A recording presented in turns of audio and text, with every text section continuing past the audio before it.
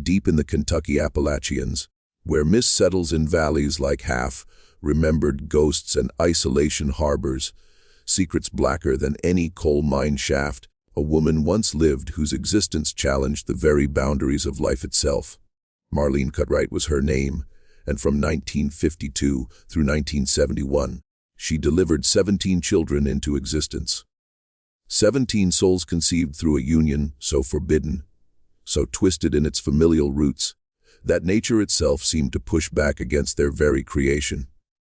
The Cutright clan had called Harlan County home since the early 1800s, dwelling in a hollow so cut off from the world that even mail carriers stopped coming after 1945. 3 generations packed themselves into the same weathered homestead, its gray boards slowly rotting from decades of mountain dampness. Marlene entered the world in 1934, daughter of Vernon Cutright and his wife Sarah, who happened to be Vernon's own first cousin. The inbreeding didn't originate there, though. It had threaded itself through the family tapestry for close to 100 years. The mountains saw an early frost arrive in autumn of 1950. Marlene had reached 16, with dark hair cascading past her shoulders and green eyes carrying that particular sorrow of someone who already understood what lay ahead. Her father Vernon had grown intensely controlling after losing Sarah 2 years earlier. The homestead seemed to shrink more each passing day, its walls pressing inward like a cage constructed from blood loyalty and geographical seclusion. "You'll never leave this hollow," Vernon told her one October night, his voice rasped from years of tobacco. "This family holds together. Always did, always will." Marlene grasped his meaning completely. She'd discovered her grandmother's medical paperwork hidden up in the attic, records showing that her grandmother had wedded her own uncle. She'd observed how her younger brother Samuel arrived with eyes that never seemed to focus properly, how her sister Ruth communicated through garbled sounds that only family could interpret. By spring of 1951, Marlene's body began showing signs of pregnancy. She was 17. Vernon was her father. Nobody spoke openly about the pregnancy, yet everyone in that hollow understood. No doctors attended them, no hospitals received them, no medical interventions occurred. Only Aunt Edith, Vernon's sister, who acted as midwife and had brought dozens of mountain children into the world, many from similarly mingled bloodlines. January 1952 brought the first child during a snowstorm that dropped 3 feet of snow on the hollow. Marlene's cries filled the farmhouse for 14 straight hours. When that baby finally emerged, Aunt Edith's complexion drained of color. "Heavens above," she breathed, wrapping the newborn quickly in a soiled blanket. That baby girl entered the world with no vocal cords. Medical science would later term this condition lingual agenesis, an exceptionally uncommon congenital abnormality. But right there, in that remote farmhouse, it appeared as some form of divine judgment. This child would never weep, never chuckle, never utter words. She would open her mouth in voiceless screams, her small face reddening with exertion, but no sound would escape. Vernon appeared in the doorway, his face showing nothing. "What do we name her?" "Doesn't matter." Aunt Edith responded, her hands shaking. "She'll never respond to it anyway." They called her Girl 1. She would never acquire a legal name, never appear on any government registry, never officially exist in any record. Marlene clutched her voiceless infant, tears streaming down. The baby's eyes appeared clouded over, a milky film suggesting blindness. Her fingers showed webbing between the knuckles. Her skull displayed an unusual formation, somewhat flattened on one side. "She's lovely," Marlene whispered, though everyone present recognized it as falsehood born of desperate motherly devotion. Over the following 19 years, Marlene would deliver 16 more times. Vernon never permitted her isolation. Each pregnancy introduced fresh horrors, new malformations, additional proof of what occurs when family trees refuse to spread outward. Girl 2 arrived in 1953, displaying organs partially visible through nearly transparent skin. Girl 3 in 1954 came with extra digits sprouting from her wrists. Boy 1 in 1955 appeared with no ear canals, his head smooth where ears should have developed. The sequence continued, every offspring carrying the genetic weight of their parents' blood relation. The hollow transformed into a soundless prison. 17 children who couldn't talk, couldn't shout, couldn't summon assistance. Marlene's aging accelerated dramatically, her features drawn by age 30. Her frame worn down from endless pregnancy and the psychological burden of understanding she continued this pattern. "Why do you keep doing this?" her sister Ruth asked during an uncommon moment of lucidity, her muddled speech barely understandable. Marlene gazed toward the mountains, toward that outside world beyond the hollow that would forever remain out of reach. "Because I don't know any way to make it stop." The community in nearby Ivarts, numbering 1,200 souls, murmured about the Cutrite family. Tales circulated through coal mining settlements and Baptist congregations. Some claimed the children bore curses. Others insisted they resulted from bargains struck with darkness itself. But nobody stepped in. In 1950s Appalachia, family matters remained exactly that. Family matters, regardless of how disturbing. By 1960, 9 of Marlene's offspring had been born. The farmhouse bulged with silent occupants.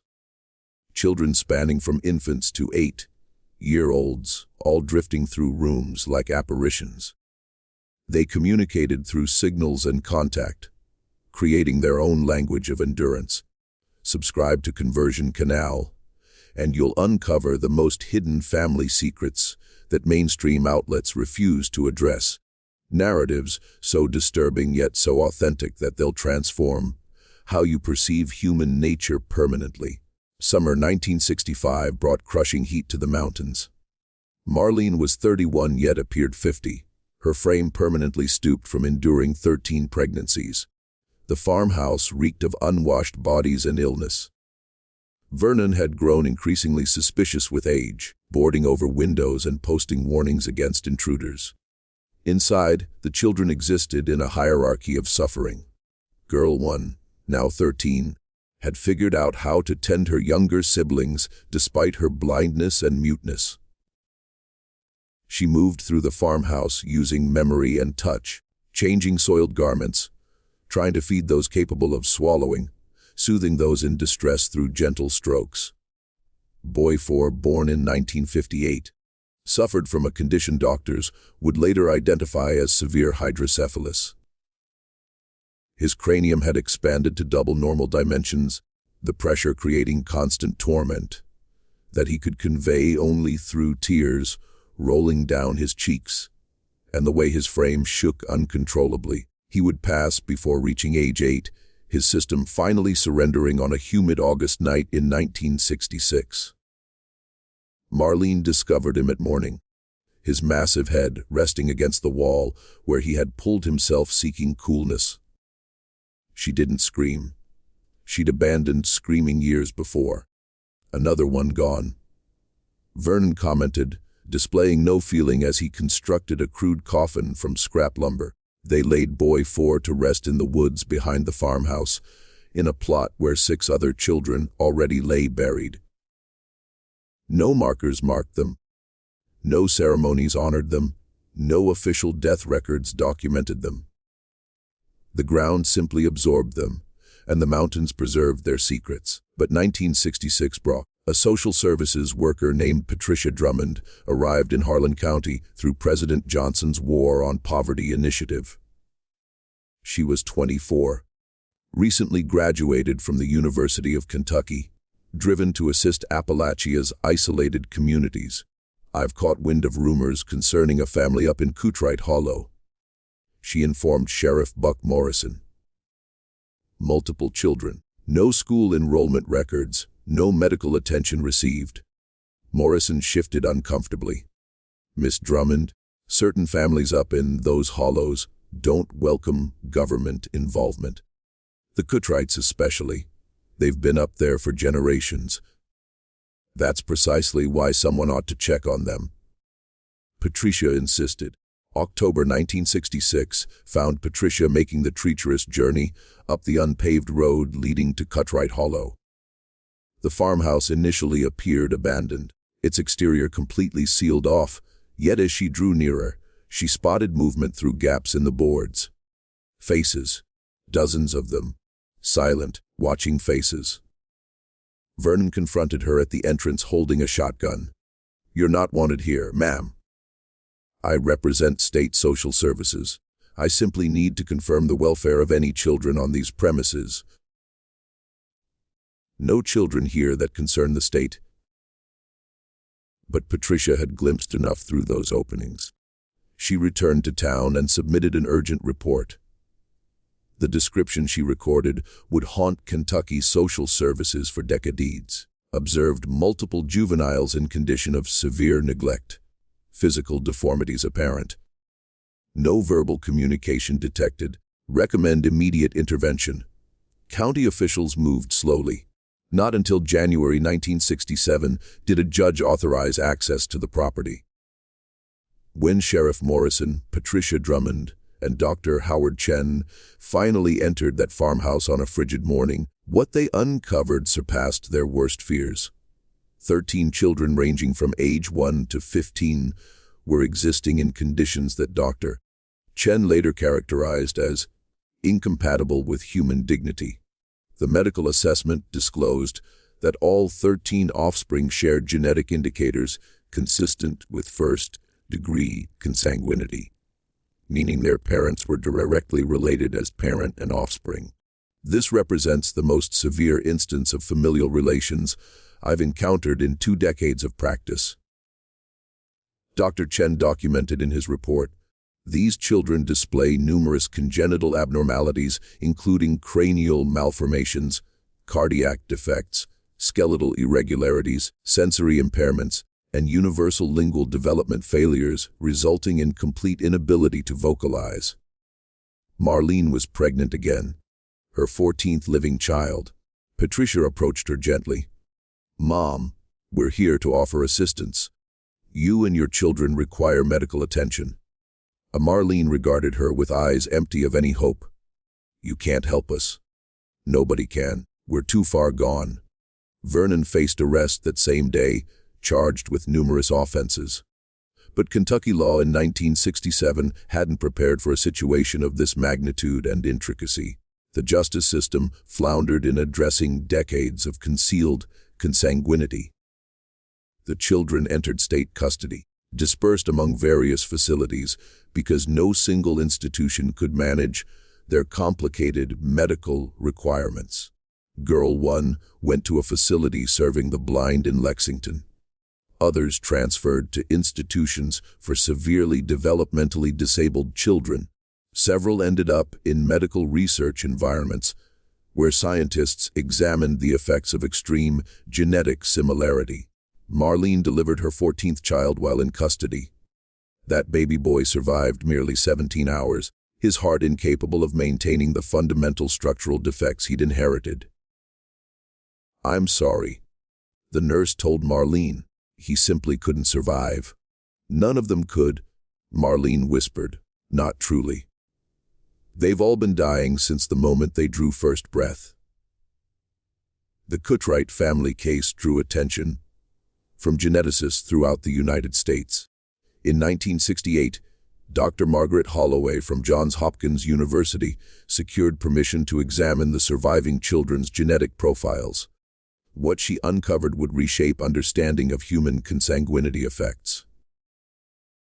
When close biological relatives produce offspring, the probability of recessive genetic disorders increases dramatically. Every human carries approximately 3 to 5 harmful recessive genes. When unrelated individuals have children together, these genes rarely coincide. But when parent and child procreate, the genetic similarity reaches approximately 50%, meaning matching harmful genes becomes significantly more probable. The Cutright children's DNA exposed something unprecedented: the accumulation of multiple generations of consanguinity. Vernon and his wife Sarah had been first cousins. Vernon's own parents had been second cousins. The genetic pool had contracted for nearly a century, concentrating harmful mutations with each successive generation. It's comparable to taking a copy of a copy of a copy. Dr. Holloway explained during a 1969 congressional hearing. Each iteration loses fidelity. The Cutright children represent the tragic culmination of genetic isolation. The lingual agenesis affecting all 17 children originated from a recessive gene that had existed dormant in the Cutright bloodline for generations. When Vernon's genetic material combined with Marlene's, their shared heritage guaranteed its expression. Yet the horror extended past physical abnormalities. Psychological assessments of the surviving children revealed profound developmental delays and emotional scarring. They had inhabited a world without language, incapable of expressing pain, fear, or need through voice. Dr. Samuel Torres, a child psychologist assigned to work with Girl 1, now 16 and in state care, described their initial session. She remained completely motionless for 45 minutes. No vocalization, obviously, but also no gestures, no signing, no attempt at communication. When I positioned my hand near hers, she recoiled violently. Trust had been thoroughly destroyed. Over months of patient work, Girl 1 acquired basic sign language. Her first signed sentence at age 17 asked, "Why did Mother keep having us?" The question haunted everyone involved in the case. Marlene herself offered partial answers during court-ordered psychiatric evaluation. Dr. Linda Carrion spent dozens of hours interviewing her in 1968. He informed me it was normal. Marlene explained, her voice flat, expressionless, that this was how mountain families preserved their bloodline purity, that outsiders wouldn't comprehend our ways.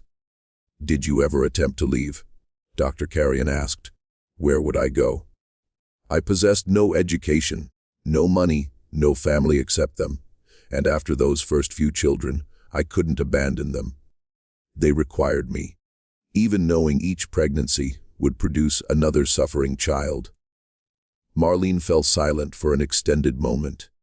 I persuaded myself each time might differ, that maybe God would show mercy, that perhaps the next one would arrive complete and healthy.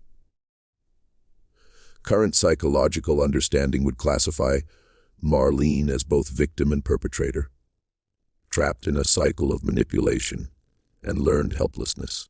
But in 1968, such nuanced comprehension was uncommon. The media portrayed her simply as a monster.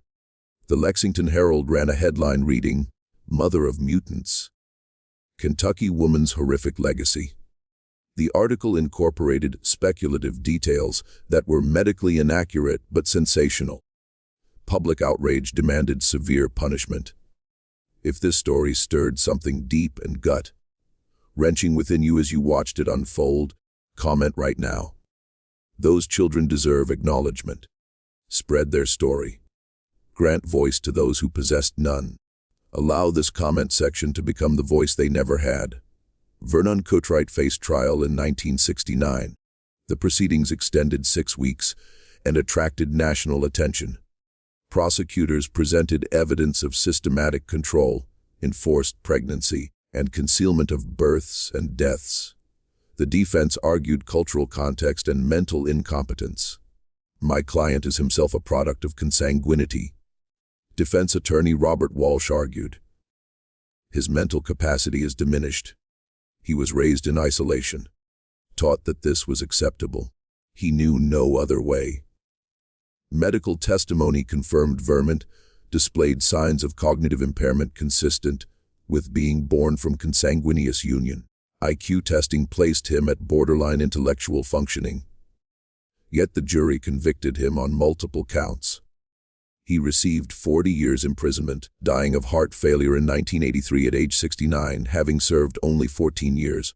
Marlene faced charges as an accessory, but received a suspended sentence based on psychiatric testimony describing her as a long-term victim of coercive control. She was released to a supervised group home in 1970. Of the 13 children taken into custody in 1967, only 6 survived to adulthood. The others succumbed to their genetic conditions, their compromised immune systems, their organ failures. They died in hospitals and institutions, still silent, still nameless to most of the world. By 1975, the surviving Cutright children had been scattered across Kentucky and Tennessee in various care facilities. Girl 1, now 23, had learned to navigate the world through touch and sign language. She lived in a group home in Louisville, working in a sheltered workshop, assembling simple products. Her care coordinator, Janet Mills, described her as remarkably resilient given her circumstances, but profoundly damaged. She startles at any unexpected touch. She signs about nightmares where she's trapped in darkness, hearing her siblings suffering but unable to call out to them. Boy 5, born in 1962 with webbed hands and feet, had undergone multiple corrective surgeries. By his teenage years, he could manipulate objects with moderate success. He learned to read and write, becoming the only Cutright child capable of documenting his own experience. In a journal entry from 1976 at age 14, he wrote, "I dream about having a voice. In my dreams I can sing. I wake up trying to make sounds, but nothing comes. It's like being buried alive inside your own throat." Everyone thinks not having a voice just means you can't talk, but it means you can't scream when you're scared. You can't laugh when something is funny. You can't cry out when you're hurt. You're trapped inside silence. Medical researchers continued studying the surviving children, documenting the long-term effects of extreme consanguinity. Dr. Holloway's 1977 paper, Multi-Generational Consanguinity Effects, the Cutright Case Study, became required reading in genetic counseling programs worldwide. The paper detailed how recessive genes for the lingual condition had been present in the Cutright line since at least 1820 based on family records Dr. Holloway had uncovered. One ancestor, Caleb Cutright, had a sister who could not speak from birth, according to an 1847 family Bible entry. The family's geographic and social isolation created a perfect storm for genetic concentration. Dr. Holloway wrote, "Without introduction of new genetic material, through marriage to outsiders, harmful recessive traits became increasingly dominant with each generation." The study also examined the psychological impact on communities where such cases occurred. Interviews with Harlan County residents revealed a complex mixture of shame, denial, and protective secrecy. "We knew something wasn't right up at that hollow," one elderly resident told researchers. "But you don't interfere in family business. That's how people get hurt or run out of town, so we just didn't talk about it." This code of silence had enabled the situation to continue for 2 decades. Child protective services, medical professionals, and law enforcement had all failed to intervene despite rumors and occasional reports. Kentucky legislature responded in 1971 by strengthening mandatory reporting laws and increasing penalties for concealing births and deaths. But enforcement in remote rural areas remained challenging. Marlene spent her remaining years in relative obscurity. She worked in a hospital laundry, lived in a small apartment, and rarely spoke about her past. The few journalists who tracked her down found a woman who seemed emotionally frozen. "Do you regret having those children?" a reporter asked her in 1978. "I regret everything," she replied. "But I also can't regret them because they existed. They were real people, my babies. Even if they were born broken, they were mine." She died in 1994 at age 60 from complications of diabetes and heart disease. Her obituary made no mention of her children or her past. She was buried in a public cemetery in Louisville, her grave marked only with her name and dates. The surviving Cutright children faced varying fates. Girl 2 died in 1982 at age 29 when her heart finally failed. Girl 5 lived until 2003, reaching age 48, making her the longest surviving child. She spent her entire adult life in institutional care, never gaining independence. Boy 5, the journal writer, died in 1995 at age 33. In his final journal entry, written a week before his death from organ failure, he reflected, "I've spent my whole life wondering what my voice would have sounded like. Would it have been deep or high? Would I have had an accent like the people from the mountains? Would I have been able to sing? I'll never know. None of us will ever know what we could have been." Today, the Cutright farmhouse still stands in Harlan County, though nature has begun reclaiming it. The roof collapsed in 2005. Trees grow through broken windows. The crude graves in the woods are unmarked and largely forgotten. Local historians have documented the case as part of Appalachian social history, examining how poverty, isolation, and cultural factors created environments where such situations could persist. The story serves as a cautionary tale in medical ethics, genetic counseling, and child protection courses across the country. Dr. Chen, who conducted the initial medical examination in 1967, reflected in a 2010 interview before his death, "The Cutright case represents a complete systems failure. We failed as medical professionals to reach isolated communities.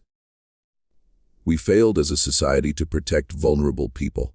We failed as neighbors to speak up when we suspected something wrong." The scientific legacy proved more constructive.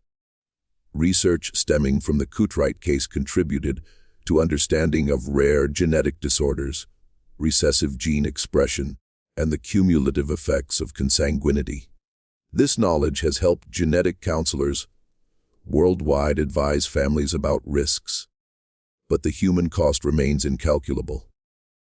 17 children born into suffering, denied the basic human right of voice, trapped in bodies ravaged by genetic damage.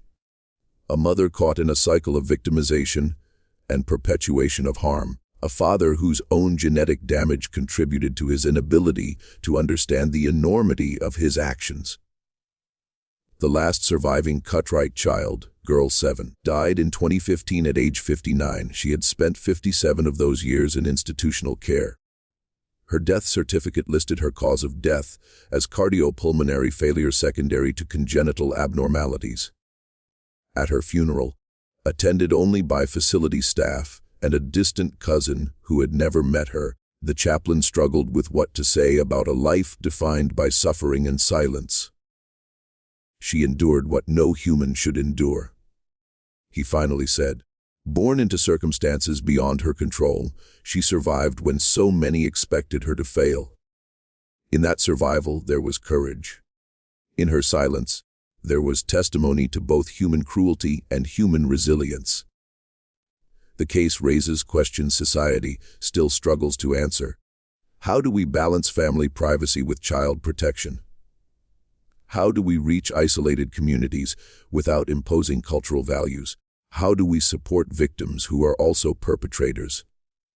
What responsibility do communities have to intervene in suspected wrongdoing situations? The Cutright children never had the chance to answer these questions for themselves. They never had the chance to testify in court, to tell their stories, to advocate for change. They lived and died in silence, their suffering known only through the observations of others. If you've watched this entire journey into one of Appalachia's darkest family secrets, you've witnessed what happens when isolation, poverty, and consanguinity create the perfect storm of human suffering. Subscribe to Conversion Canal to continue uncovering the real stories that history tried to bury. The families whose secrets were too dark to speak aloud. The children who paid the price for their ancestors' choices. If you made it to the end of this story, leave a comment saying, "I watched until the end." so I can know who truly appreciates the real unfiltered stories shared here on this channel. Hit that like button. If this story moved you, disturbed you, or made you think differently about the hidden costs of isolation, share this video with someone who needs to understand that these aren't just stories, but real lives lived in silence and suffering. The mother of silence in Appalachia bore 17 children who never spoke a word. They never cried out in pain, never called for help, never said, "I love you," or "I'm scared," or "Please stop." They existed in a prison of genetic damage and enforced quiet. Their lives a testament to what happens when family trees refuse to branch. Their story ends not with resolution, but with remembrance. Somewhere in Kentucky, unmarked graves hold children who never had names. Their silence continues even in death. But by telling their story, by refusing to let their suffering be forgotten, we give them something they never had in life: a voice.